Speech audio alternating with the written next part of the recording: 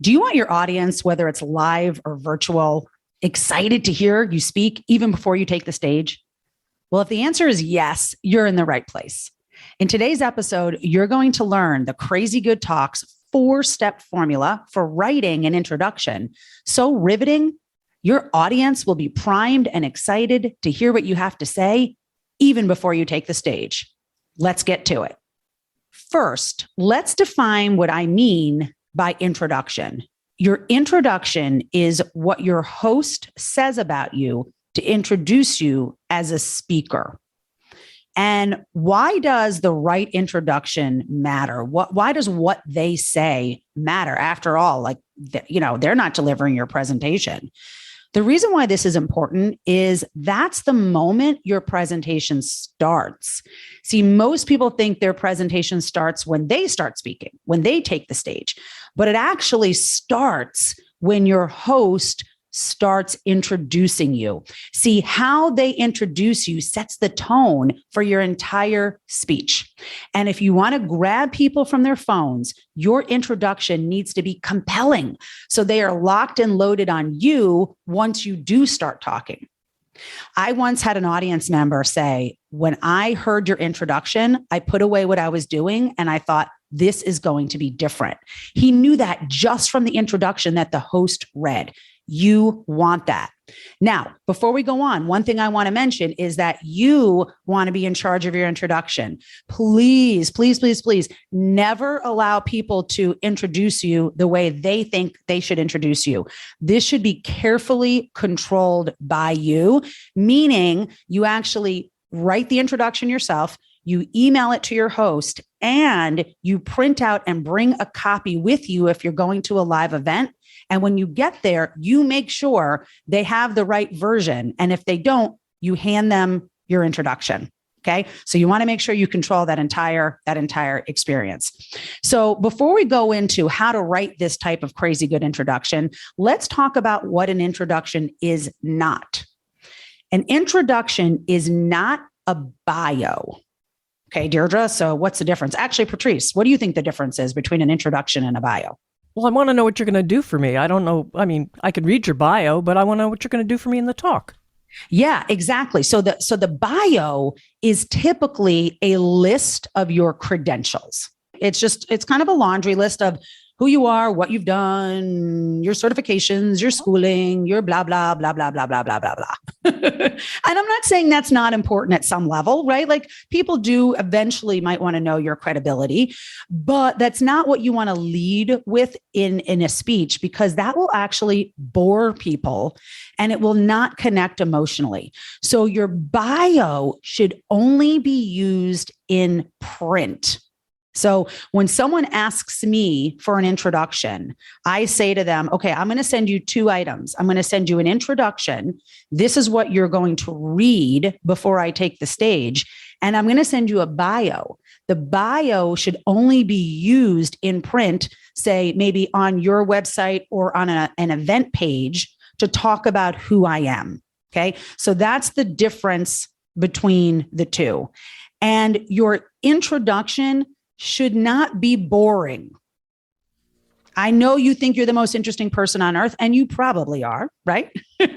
But you don't want it to be boring. And where it gets boring is if it's a long laundry list of your credentials and life experience. So we need to just have this mindset tweak that the introduction is actually mostly about your audience and a little bit about you. We'll get into that more in a few minutes because I know that sounds a little confusing. But first, Patrice, let's go ahead and let's demonstrate what a typical quote unquote introduction sounds like, a boring introduction. And if you're listening, please do not tune out. This might be the most boring 30 seconds you have spent all day. And that's okay. We're trying to make a point here. We're trying to bore you, but I think you're going to get the point after you hear this. So just bear with us as Patrice introduces me in the way that most people are introduced when they give a presentation. Deirdre Van Nest is a top-rated international keynoter, speech and story strategist, and the founder of Crazy Good Talks, a company devoted to giving financial professionals the tools and strategies needed to effortlessly make emotional connections with their ideal clients. She is also the host of the Crazy Good Talks podcast, the author of the book Fire Your Fear, and co-author of the Amazon best-selling book World Class Speaking in Action. In addition to all these wonderful credentials, she is a certified fearless living coach. She has a master's degree in occupational therapy and a BA in communications from Boston College. Of course, by now, what I've just said really doesn't matter, because you're probably bored and have already tuned out. And if you haven't tuned out, you must be thinking, wow, she really thinks a lot of herself. When is this introduction going to end? I have things to do. I'm here to get great content, not a laundry list of Deirdre's accomplishments. Yes. It's like... Laundry list, perfect. It's terrible. I mean, that's just like, who wants to hear all that? And it's just so like, puff me up, right? I mean, like nobody cares about that. Okay. So that is an example of exactly what not to do. So let's talk about what to do. What makes up a crazy good introduction? So the first thing is the length. This should be no more than 30 to 60 seconds. And it's 30 to 60 seconds. It's an overview, if you will, of what your audience will get from listening to you speak, what your audience will get if they actually take your advice and implement the strategies you give them. So the introduction is partly about you, but mostly about them. And I know that sounds really strange since this is something introducing you, but I'm going to have Patrice read you one of my current introductions. And as she's reading it, I want you to just think about what makes this introduction different, vastly different from what you just heard Patrice read, the one I said not to do. And then I'm going to break this down so you know exactly how to craft one of these for yourself. If you'd like to connect more deeply and impact more lives when you express yourself, you're in the right place. Deirdre Van Nest is a top-rated international keynoter, speech and story strategist, and creator of the Crazy Good Talks Blueprint, a speaking, writing, and storytelling program that has taught thousands of professionals how to effortlessly make emotional connections with their ideal clients. Her number one goal for being here today is to help you help more people. Please welcome Deirdre. All right. Yay. Big difference, right, Patrice? Yeah, Deirdre's here. I'm excited to hear her talk because I know I'm going to get something good, right? It's not just some arrogant speaker who thinks a lot of themselves and made me sit through 90 seconds of her entire life. What was the difference, Patrice? I'm going to like point out part by part, but just as you were reading it and you were feeling into it, what felt different to you? What felt different is I'm talking to the audience. I'm telling them what you are going to get as the audience, what you are going to get today. Yeah. And this is the person who's going to give it to you. Yeah. And here's the thing. I know this is maybe a little hard to swallow if you're a speaker or a content creator, but when you're communicating your message, whether it's live, like, as a human being speaking, or it's digitally, you have to realize you're not there to deliver a speech. You're not there to write an article. Like, this is not about you. It's always about how you can serve the people that you're communicating with. And so if you keep that in mind, it's a lot easier to write an introduction that is going to be engaging and interesting to the audience. So let's break down the 4-part formula of creating your crazy good introduction. Okay. So the overarching theme, I just want to give us like an overarching theme, is that you want to create your intro so that it's audience focused. So that's the theme. It's audience focused. So part 1, use the word you right away in the introduction. Use the word you. The word you, second to somebody's name, like if I said Patrice, that's going to make you kind of tune in the fastest, Patrice. Absolutely. But if I said you, that's kind of the second fastest, right? It's either the person's name, which you can't do when you're in an audience. You can't be calling out people's names. So use the word you. There's actually brain science that shows it's very hard to ignore someone asking you a you-based question, like really hard. And so we want to use how our brains work on our side as presenters. Okay. So ask some sort of question or make some sort of statement that has the word you in it. So I'm going to read you my first sentence. And it's, if you'd like to connect more deeply, see that? If you'd, it's the second word. If you'd like to connect more deeply and impact more lives, when you express yourself, you're in the right place. I use it 3 times in one sentence. I'm not saying you have to use it 3 times, but you can. And the more you say it, the more they're going to pay attention. So you want to start with a you-focused statement or a you-focused question. That's step number 1. Step number 2, when you're crafting this intro, is to ask yourself, what will my audience be able to do as a result of hearing my presentation? So I'm going to say that again. And if you're driving, please don't write this down. Just come back to this. What will my audience be able to do as a result of listening to my presentation? And then you're going to brainstorm ideas, and you're going to brainstorm 2 different types of ideas.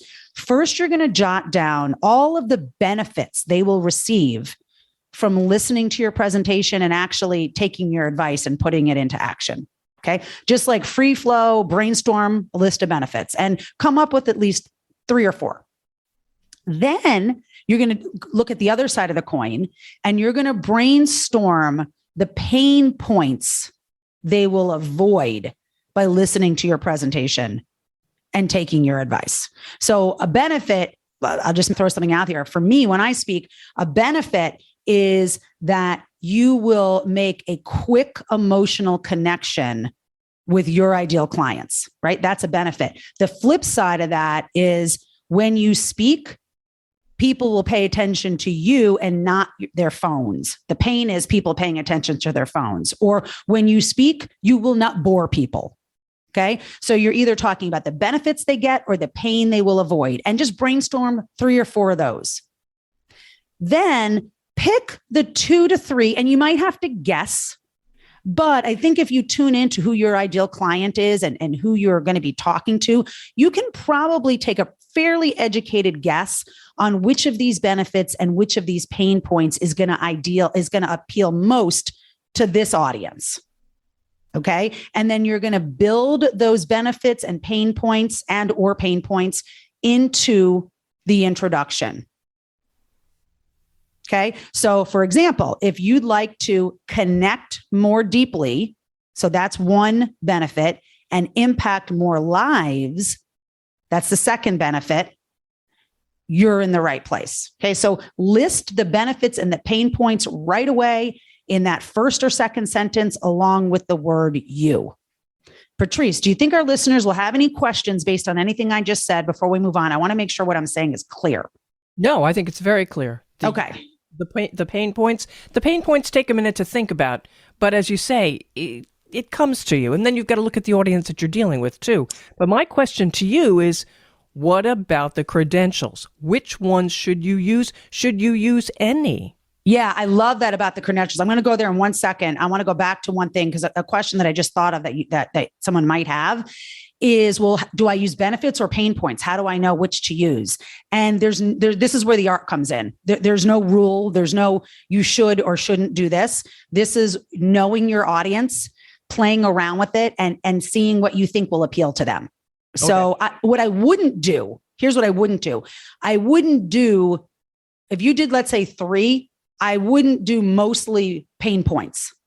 I would make sure, like I would err on the side of, let's say you had 3 of these, 2 benefits and 1 pain point, or 1 benefit, 1 pain point. But I wouldn't go over the top on sort of the negative side of things. I think a lot of people don't respond well to that. And it starts to look like maybe a fear tactic. That's not what you want to do. So if you're going to err on one side or the other, I'd err to the benefits versus the pain points. But that's not to say pain points can be very, very powerful. I don't want you to be afraid to use them. I just don't want you to overuse them. They're sort of like the salt. You kind of want to sprinkle in a little bit, because a little bit goes a long way. Does that make sense? Yes, definitely. Okay, great. So step one is you're going to use that word you right away in ideally the first sentence. Step two is you're going to ask yourself the question, what are they going to be able to do as a result of listening to my presentation? And then you're going to do a brainstorming exercise where you're going to jot down benefits and pain points, and you're going to pick the top 2 or 3, and you're going to incorporate them into that first or second sentence. Step 3, to your point, Patrice, are your credentials. So yeah, I mean, listen, you probably have a list of, I don't know, dozens of things you've achieved in your life, right? And probably like 10 things you're really, really proud of that you could put in the introduction. You don't want to do that. That's where we get into the boring laundry list and people start tuning out and paying attention to their phone. See, I'm using a pain point here. So we don't want that. So what you're going to do is you're going to pick between 2 and 4, and I kind of like 3, but we'll go with 2 and 4, the most relevant credentials for this topic and this particular audience. So you want to make sure you have a credential that's going to show why you are credible to speak on this topic. So you can do 1 or 2, and a credential that also shows why you are credible with this particular audience. Okay.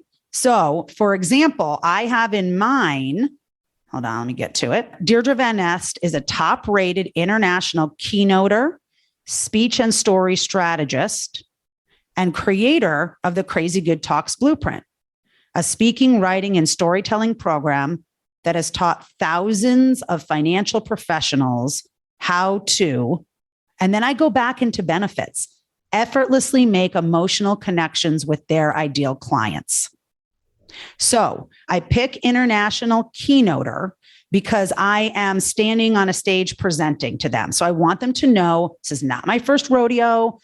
I speak around the world. I've spoken to a lot of audiences, and I'm credible as a keynoter. So I put that in there.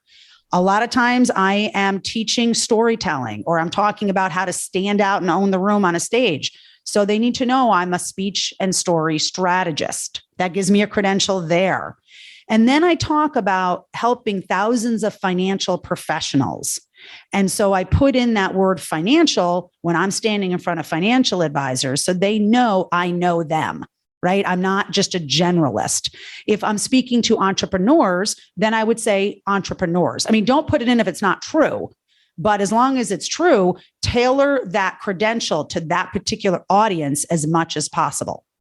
And leave out the things that they really don't care about. They might be achievements to you, but for example, I have a master's degree in occupational therapy. When I'm speaking in front of financial professionals or entrepreneurs, I don't tell people I have a master's degree in occupational therapy. Patrice, you're smiling. Why don't I tell them that? Who cares? Yeah, it doesn't really matter. I mean, it's great that I'm educated. It does not matter to them. It doesn't show that any level of expertise for this subject matter. Now, here's the difference though. If I speak in front of healthcare, let's say I get invited to speak in front of anybody in the healthcare sphere, anybody, you bet I'm going to say I have a master's degree in occupational therapy. All of a sudden that credential gets put in, and then I'm going to maybe throw out a different credential. Mm-hmm. Make sense? Absolutely. Okay. Should you limit the number of credentials? Yeah, I think 4 is really the max. Yeah. And 3 is even better. But 4 is like, if you go more than 4, you're pushing it. It's starting to get into this, and people are going to get lost. They're not listening probably after the third one, maybe even after the second one, quite honestly. So yeah. I think somewhere between, I think 3 is just such a solid number. But if you have to, you could put in that fourth one. Credentials. Would you say? They better be good credentials. Yeah. And that's the thing. Like, really think about what's going to pack the most punch for this audience and this topic. That's how you want to be thinking. And don't be afraid to switch them out. Like, you might have different intros than I do for different audiences and different topics. So this isn't a one size fits all. I do switch them out, and I might put a different credential in. Okay, great. So let's go to the fourth and final piece of this introduction. And that is, I'm going to give you a choice here again. And this is where the art comes in. I can't say one is better than the other. I've used both of them, and you just play around with it and see what works best for you. I liked my last line to either be, and I'll read mine again so you can hear what I'm saying, but I like it to either be my number one reason for being here. I like to really punctuate why I'm there, or something personal that is maybe endearing or funny. Okay. Or like really interesting. So right now I have been writing my introductions with the number one goal. So my last line right now in all my introductions says, her number one goal for being here today is to help you help more people.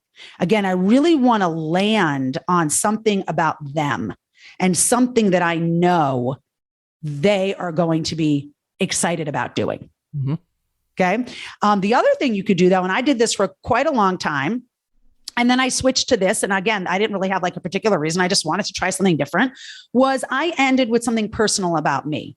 So I would say something like, after I got through the credentials, I would say something like, and on a personal note, Deirdre is an Italian-Irish New Yorker living in Minnesota, where she tries hard not to scare people with her loud voice and enthusiastic hand gestures. And that always got a smile or a laugh from the audience. Please welcome Deirdre. Right. So I had one of my colleagues said something like, on a personal note, Patrice has 150 pairs of glasses that she matches to her different outfits every day. I thought that was interesting. You know what I mean? Like, maybe you've climbed Mount Everest. I don't know. You could do something funny, something interesting. So play around with this, but make that last line either like, here's why I'm here. I'm so excited to give this to you, or just something that makes you more human. And that's it. So that's the 4-step formula. Let me say it one more time. If you're like me, you really like a roadmap and you want it laid out all together. So the overarching principle is that the intro is mostly about them and partly about you. And so that means your thought process is, this is about the audience. It's audience focused. Okay. The first thing you're going to do, step 1, is use the word you right away. You focus statement or question. The next is you're going to ask the question, what will people be able to do as a result of listening to my presentation? And then you're going to go on that brainstorming exercising of the benefits and the pain points. You're going to pick 2 to 4 and you're going to put them in the introduction. Then you're going to put in the credentials, 3 to 4 credentials that are relevant to the topic and to the audience. And then finally, you're going to add something personal to wrap it up, or you're going to add the number one reason why you are there today. And then the last thing that you will add to your introduction is, please welcome Patrice, please welcome Deirdre, whatever your name is, you're going to add, please welcome. And that is the 4-step formula, the Crazy Good Talks 4-step formula for creating an introduction that gets people excited to hear you even before you take the stage. Now, and Patrice, if you think there's any follow-up questions that people are thinking, let me know. But one thing I do want to add, if you have a name like Deirdre that nobody ever says correctly, do yourself a favor. And at the top of the introduction, write out how to phonetically say your name. Your host will be so thankful, and you're going to feel better. There's something about when someone says your name wrong and they're introducing you, there's just a little chink in the confidence. Patrice, you're shaking your head. Do you get that? I get that because people will say Pat. No, I bet they do. My name is not Pat. It is Patrice. Yes. And how do you feel when they do that? Not happy. Yeah, it just feels, I don't know. There's just something, it just does something. I think subconsciously, even if you don't even notice it, it just does a little something to your energy level, because there's a mistake made and you kind of want to correct it, but you're not going to correct it. And just don't do that to yourself. And then don't make your host struggle with your very difficult name. Put it at the top. And so what I say is Deirdre is pronounced, and then I say DEAR-DRA. Mm-hmm. And I put it in red. And then the rest of the intro is in black. It stands out and people pronounce my name correctly. I didn't do that for the first few years. And when I finally did it, I'm like, duh, like, why did I not think of this earlier? So I want to give my listener, the heads up there. Okay, cool. So anything you think people might be thinking, or you feel like we got this covered, Patrice? My only question would be, you write this, should you test it on people you know, or should you just go with your gut? You know what? I got to say, I don't know if this is like, I feel like, am I a bad speaker and bad keynoter?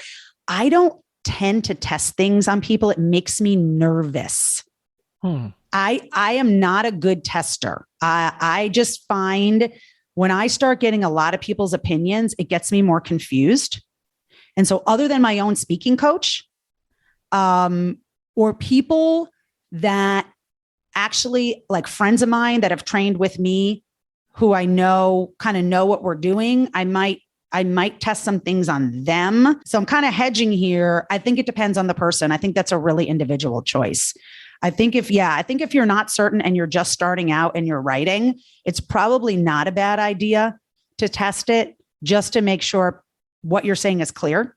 Yes. And people understand what you're saying. So I do like that. But if you're like me, where that gets you even more nervous and more confused, then I don't know. Well, you've done this. You know what you're talking about. You know where you want to go with it. Someone starting out may not actually know what they want to say. Yeah, that's a really good point. I'm just thinking, probably back in the day when I was starting out, I did do more testing than I do now. I do most of my testing now when I have like a high stakes presentation. Not that they're not all important, because they are, but if I'm kind of trying something new, right? It's something I haven't done before. I'll run it past a few, trusted people. But yeah, okay. I'm going to answer yes then. I like what you're saying. I think testing it out and what you can do is say to somebody, hey, would this get you excited to hear me speak? Good point. Very good. Right? Good question. And that's what you're looking for, is like, hey, would this get you excited to hear me speak? And if they're like, yeah, that's great. Or I got a little bored with those credentials, I didn't really understand this or that. Mm-hmm. Then you can go back to the drawing board. But really remember to keep this between 30 and 60 seconds. And that's going to help you. That's going to help you be brief. I mean, 60 is really, you're pushing the max at 60 seconds. Yes. Would you agree? Yeah. Yes, definitely. Yeah. Okay.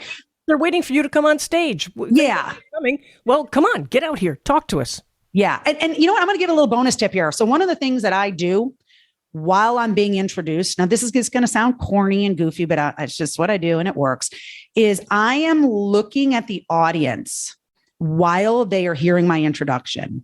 And I'm looking at as many people's eyes. They're not looking at me usually. I mean, they might glance over at me. So it's not like I'm looking at them to get eye contact. I'm looking at as many people's eyes as possible so I can take in more human eyes. And I am saying to them silently, I love you. I'm excited to serve you. I love you. Let me serve you. I love you. Let me serve you. I'm excited to be with you. Like I am transmitting that message and kind of soaking up their energy and their humanity as I am waiting to go on stage. And that puts me in a really grounded, powerful, but not powerful, like, oh, power over, but like, you know what I mean? Like a grounded, very like powerful servant kind of leadership role, if that makes sense. Definitely. Yes. Yeah. And so people have said to me, oh my gosh, those 30 seconds or 60 seconds where someone's reading your introduction, like those can be the most nerve-wracking. Absolutely. I mean, if you're going to be scared, that's the place where you're going to likely be the most scared. And so I have found that's actually the place that I get most excited because of what I'm focusing on. So really watch what you're focusing on when someone is reading your introduction. If you are focusing on, oh my gosh, that guy in the third row has his arms crossed. Oh my gosh, the woman in the back is asleep. Oh my gosh, they're going to hate me. What are they going to think of me? Blah, blah, blah. You're going to be a mess when you get up there. Yeah. Instead, if you focus on, I am so happy to be here. And so let's say you're on a virtual and you can't look at people in the eye. Then I'll be thinking something like, I am so happy to be here. I cannot wait to love on these people. I cannot wait to give them this content. I can't wait to bring value to their lives. That's what I want to recommend you be thinking while someone's reading your introduction. And you're going to like hop up on that stage, or you're going to like get up on that virtual platform with a little spring in your step, and the audience will feel it. Yes. Deirdre, wrapping up, how can people find you? How can they reach you? Yeah. So I would love to hear from you. The simplest way is to go to my website, crazygoodtalks.com, and click the start a conversation button. That's how we can get connected, and stay tuned. Like, we'd love for you to subscribe to this podcast. There's more coming. We're committed to giving you actionable strategies that you can use to connect emotionally with your ideal clients. And if you find value and would pass us along to a friend or give us a review, we would be super, super grateful.